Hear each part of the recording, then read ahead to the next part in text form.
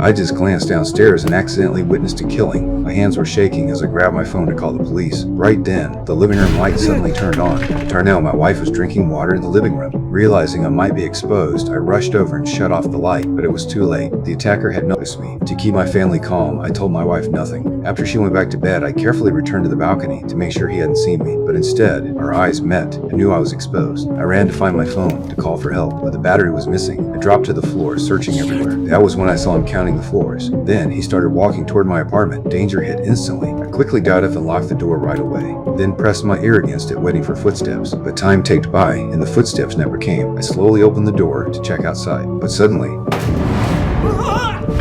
the next second I woke up. It had only been a dream. I walked into the living room, but couldn't step onto the balcony. It was already 4 a.m. I started thinking, maybe he never noticed me. After a long pause, I decided not to call the police. What I didn't know was that the woman downstairs was still alive. She reached for her phone. She used her last bit of strength to dial the emergency number, but the attacker had not left. He realized she survived. He cruelly struck her several more times, until she stopped breathing completely. The next morning, I saw police cars downstairs. Looking at the blood on the ground, I felt an indescribable sadness. Before work, I went to the scene. I stood where he had stood and looked up toward my home. The doubt returned. He must have seen me. A sense of unease welled up inside me. Witnessing the murder last night left me in a daze all day. All I could think about were the horrible scenes from last night. That night, I stood on the balcony, lost in thought. After thinking for a moment, I decided to write an anonymous report detailing everything I saw. As I was about to send it, I noticed our family photo. For my wife and my daughter, I stopped. I believed silence would bring peace, but I was wrong. In the shadows, the killer was watching every move I made.